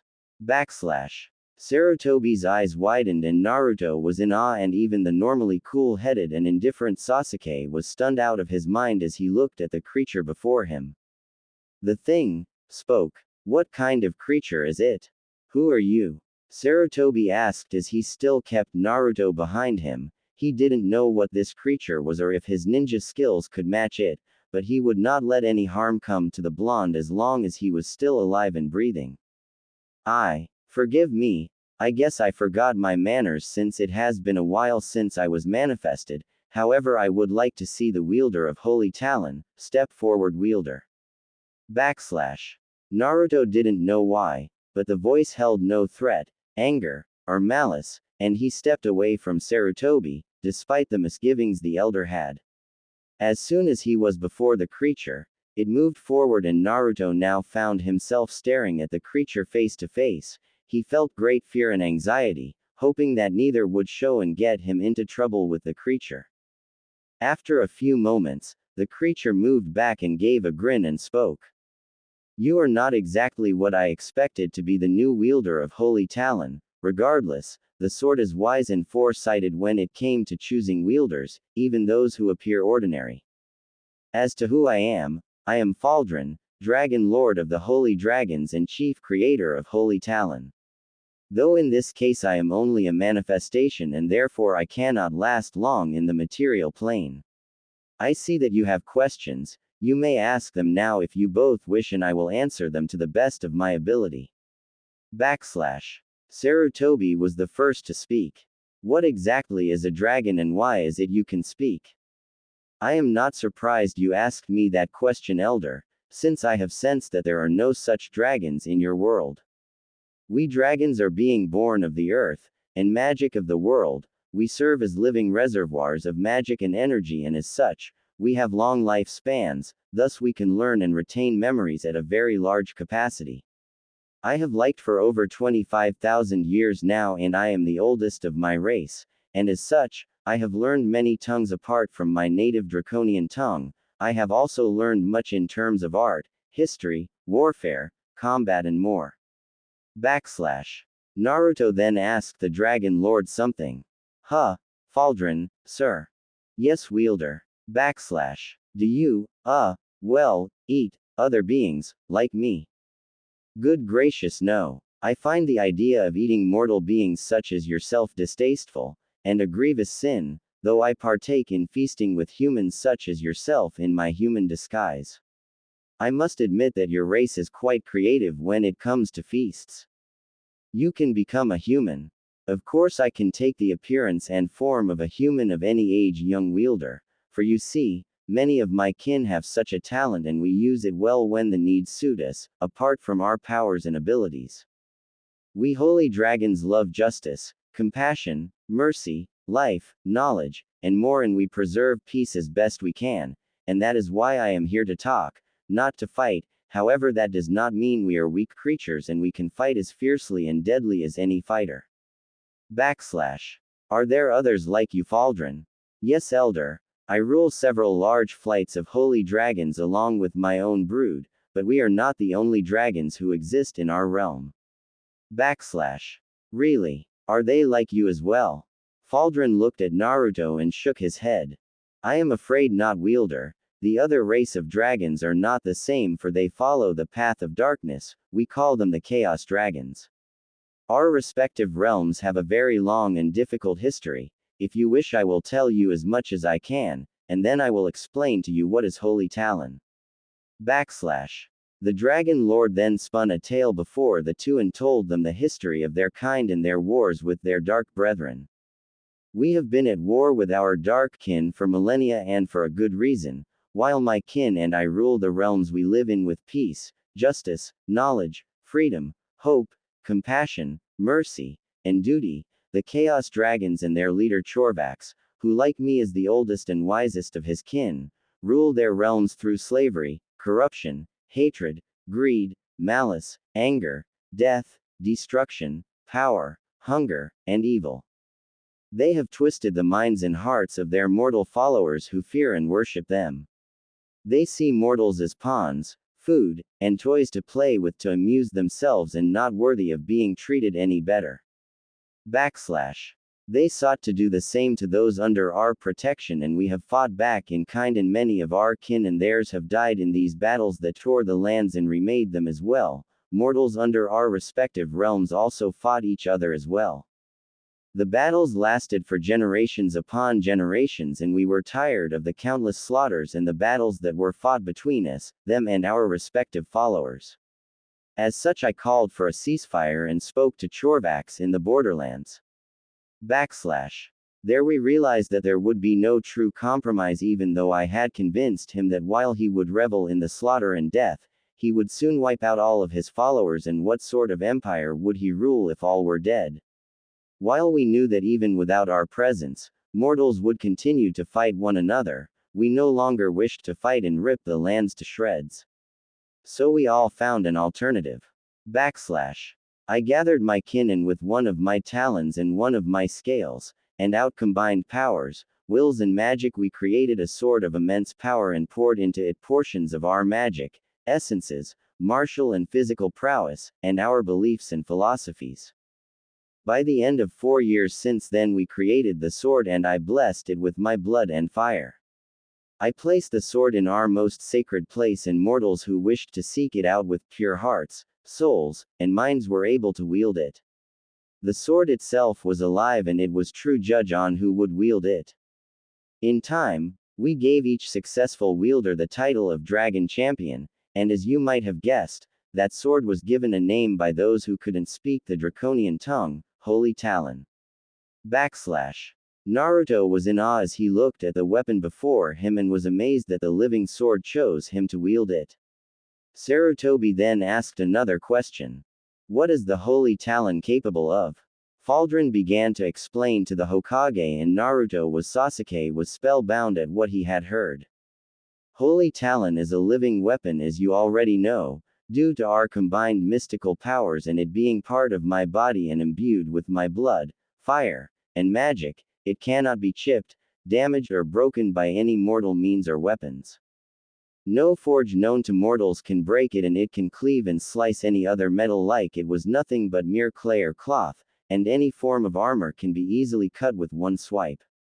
As it is filled with magic, which is quite different in nature and application from the energy you know as chakra, it can cast spells and mystical forces that can overpower most if not all foes. Magic can be used to heal, attack, summon, defend, and conjure. It is also able to absorb the essences without harm from each dragon champion that has wielded it in the past. What do you mean by that? I thought Naruto was a dragon champion as you said. That is true, he is a dragon champion, but to be more accurate, he is the first dragon champion of this world, for where it was forged, many warriors of various powers and skills have wielded holy talon in battle. When called upon, these essences can fill the current wielder with the power, skill, and knowledge of all previous dragon champions who fought with the holy talon in hand. It also has powers to call forth holy dragon allies of various powers. When you call them, the dragons you summon will aid you in whatever venture you wish and will fight with you in battle. Wow. This is so cool. I thank you for letting me the wielder of you holy talon. Faldrin smiled at Naruto's antics and so did Sarutobi, as the old ninja was getting used to the dragon's presence. Sasuke was livid as he realized that Naruto had gained a serious edge over him and that was painful to deal with. However, Faldrin spoke once more. However, wielder, I must caution you on several important matters concerning your ownership of holy talon. Just because you are the wielder, doesn't mean you have free reign with the weapon. By the way, what happened to me anyway? Faldrin grinned once more as he already knew just what sort of topic Naruto was about to bring up. You speak of your sudden physical changes. Are they not to your liking? I had thought that a young, strapping lad like you would appreciate them. They will certainly help in getting attention from the opposite gender, and if you are lucky, in more ways than one. Naruto blushed bright red at that, and Sarutobi coughed a bit as he admitted that with those new looks of his in a few years' time, Naruto would give even Kakashi a run for his money. Faldrin laughed gently and spoke. However, your physical changes are not merely for aesthetical purposes, wielder. In order for you to be able to utilize the full power of holy talon, your body had to adapt and change in order to handle the physical, martial, and mystical requirements of the powers of the holy talon. Normally such changes are subtle, but since you are quite young, they are now more pronounced. They will remain with you until you reach adulthood, which apparently will be far away from now. The physical changes will also help you in utilizing the essences of the previous dragon champions that you may summon to aid you, and also your dragon allies as well, though you will still need to train to master the higher level essences and spells, but as I have said before, you do not have free reign with the weapon. What do you mean by that? As it is a weapon of justice and is alive, it has the gift of sensing the auras of those around it, and it could read hearts, souls, minds, and natures the same way you would read a book. As such, it will not wound or kill those who have committed no crimes, who are innocent of any wrongdoing, and are of pure hearts, natures, and souls. As such, the weapon will not be used to kill or murder innocent lives, no matter how much the wielder may force it. It may cut armor and clothes, but never the flesh of the innocent and pure. If the wielder becomes corrupted, then the holy talon will disown the owner and fade away to be found by another. Of course, it will kill those who are evil instantly. Another limitation is the fact that its powers, while immense, are not limitless. When the magic of the sword is drained in a great fashion, it will take time to recharge its reserves. That also goes for the essences of the dragon champions who reside in the sword. Once that happens, depending on the drain, the holy talon will not be able to create spells, or summon at all. It will retain its martial and physical qualities, but its mystical powers will take time.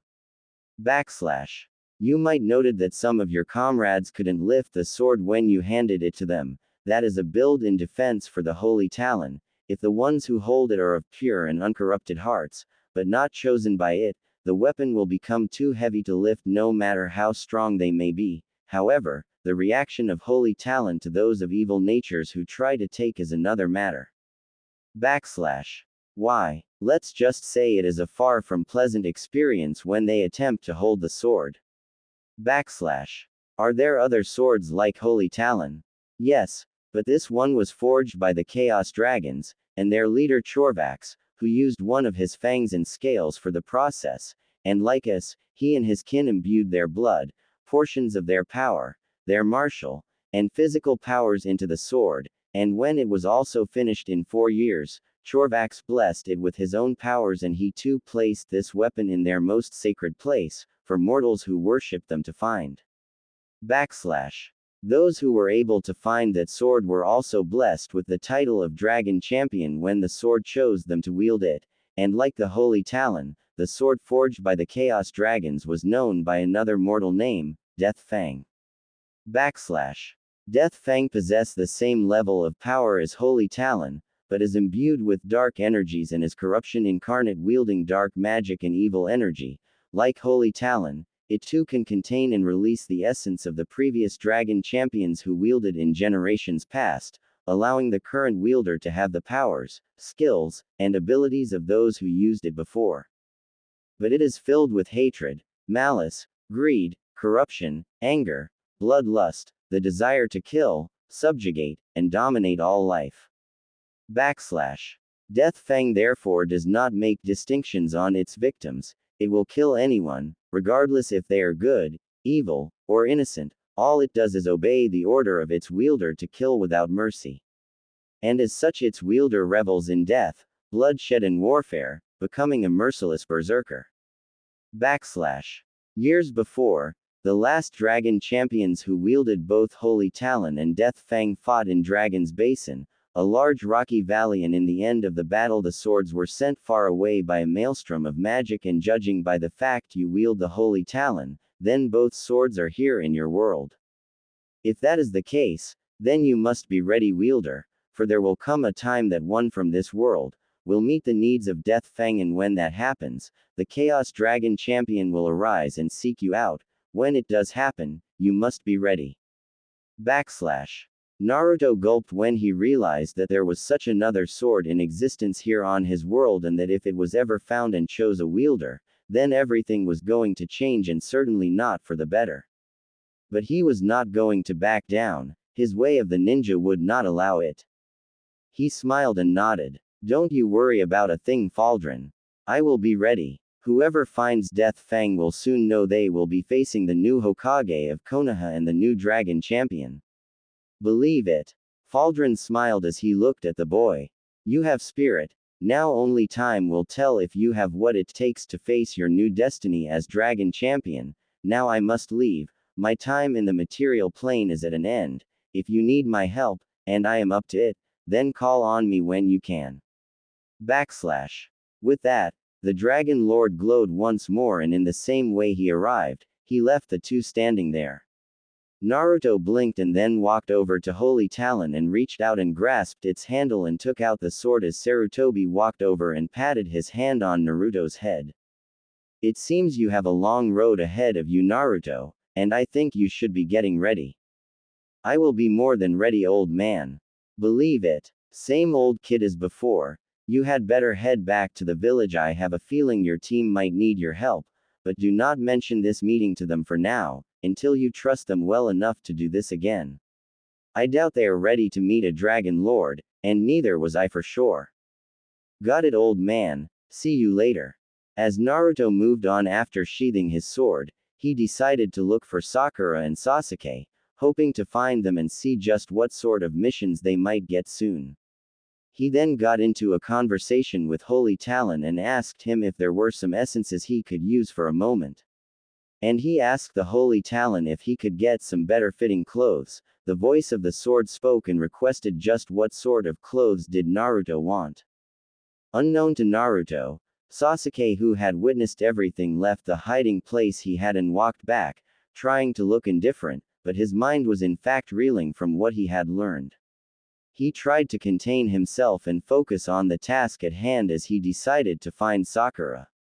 Later. Please let him go. He's just a kid and it was an accident. Sakura tried to reason with a young man who had grabbed Konohamaru by the throat.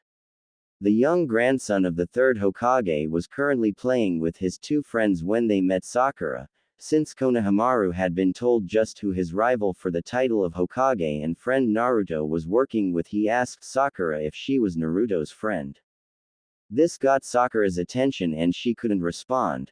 Normally, before Naruto's sudden makeover, she would have denied it and said that she worked only with Sasuke. But since Naruto's changes, She couldn't help but have strange thoughts in her mind, and despite her thoughts, she blushed a bit as she recalled Naruto's new look, that was naturally misinterpreted by Konohamaru, and he asked if Sakura was Naruto's girlfriend. Naturally, Sakura didn't take too kindly to that and attacked Konohamaru, and she chased them around, and they ran into the two. One of them was dressed in black clothes and a hood and seemed to have something on his back wrapped in bandages. He also had purple paint on his face in a set pattern, like the ones worn by actors, and he currently was the one who grabbed Konohamaru by the throat. The other one was a blonde girl who had her hair in 4 short tails of some sort and had deep green eyes, and she appeared to be dressed in a different fashion from the male, and seemed to carry a massive metal object that resembled a triangle of some sort. She does have a point, let the kid go, we're not here to be picking fights with children of all things. No can do, this kid ran into me and I'm going to make sure he's going to regret pissing me off. Konohamaru's comrades, who were Moegi and Udon, were very afraid, and Sakura didn't know what to do. From the way the two moved, she could tell that they were skilled, and it didn't take very long for her to know just who they are. They appeared to be genin and from the land of wind as well. What's going on here? Sakura looked at. There was Sasuke, who was carrying a pebble. Sasuke-kun, help us, he's going to hurt Konohamaru. Sasuke knew who that was and moved forward and tossed up a small pebble up and down, and he spoke to the genin who still held Konohamaru. You might want to consider releasing the boy. No can do, I'm going to break this kid's body and make him really regret hitting me. The blonde looked at Sasuke and smiled a bit with a slight reddening on her face. Well, it seems the local cutie showed up. However, just as Sasuke was going to deal with the new arrival, a whistling sound was heard, and Sasuke felt something coming at high speed and then dodged aside, and when he looked he heard a deep biting strike on earth, and when he looked, there was a sword buried in front of the ground before the one holding up Konohamaru, and he quickly recognized it. The Holy Talon. What the heck is? Before the one holding Konohamaru could finish his question, the sword disappeared, and he then felt something under the tip of his chin. The moment he looked, the sword was poised right at his throat, and when he followed it, the sword was being held by someone in one hand. He followed the weapon and found himself staring at none other than Naruto Uzumaki, who was looking at him with controlled fury. The blonde ninja was now wearing a muscle shirt that was deep black with an orange vest with black and blue trim, and apart from the swirl on the left side of the vest, there was a metal dragon on the right, along with the symbol of Konoha being surrounded by a dragon. His left arm was covered by the long sleeves and his right forearm was not covered, therefore his silver dragon tattoo that showed his status as Holy Talon's wielder was exposed. He was also wearing black pants that had flame patterns in orange, with his kunai pouch and his shuriken pouch as well, and he wore dark black sandals as well. He still had his Konoha forehead protector as well. That was the only part of his clothes that was the same as the clothes he normally wore. Boss. Naruto. Naruto didn't answer and pushed the blade forward, barely touching the skin and cutting it, but he made his threat very clear to the one holding his friend. You had better let go of Konohamaru right now, unless you want me to drive this sword right into your skull. The blonde girl with the 4 tails took a very good look at Naruto and noted his features, namely the eyes, the face, the blonde hair and silver highlights. She also noted the muscles that were being shown by the tight muscle shirt and pants, and despite the tenseness of the situation, she couldn't help but blush in a deeper shade of red as she took in Naruto's features. Scratch that. This new guy's not cute, he's smoking hot. I didn't know that Konoha had such hot guys. The blonde girl wasn't the only one affected, as Moegi blushed bright red and had hearts in her eyes, and even though Sakura tried to hide her own reaction, the new look Naruto had certainly added more power to his new features. Naruto turned and looked at his friend, but only at the corner of his eye, as he kept his eyes pinned on the one who had the grandson of Sarutobi in his grip. You okay, Konohamaru? I'm fine, boss, that was so cool. You've really got to show me that move someday. Naruto grinned a bit, but that faded as he looked his dragon-influenced gaze at the one before him. making the normally arrogant guy move back a step, much to Sakura's surprise, Konohamaru's admiration, Udon and Moegi's awe and Sasuke's indifferent look. With that, Naruto relaxed his stance and pulled Holy Talon back, but only for an inch. You've got some guts to be holding my friend in that way. Who the hell are you two and what are you doing here in Konoha? I don't answer that brat, I'll take you out right now. With that, the dark-dressed boy reached out for that object he had on the back of his body and placed it down hard, forcing Naruto to take a defensive stance with the sword placed backward in level height of his head for a swipe or a block and in a two-handed grip. What? You're using Kurisu here? Naruto, however, was not going to back down as he relaxed his grip so to control his sword more. However, before things could get underway, he sensed a great deal of killing intent, much greater than normal, around the level of Zabuza as well, and then he heard a voice. Kankuro, what are you doing?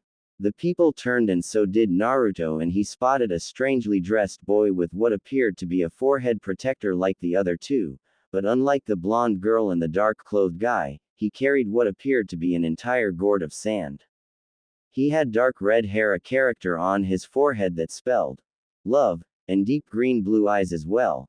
There seemed to be markings underneath the eyes and surrounded the eyes as well, almost like a mask of some sort. He was using the tree walking technique to look down on the whole thing. Naruto didn't like the feeling he was getting from this guy and looked at the other two as the new arrival spoke. You're an embarrassment to our village with that reckless action of yours. The girl seemed to be in panic and the guy with the bandaged wrapped object seemed to become very afraid for some reason, as was evidenced by his voice in response to the new arrival.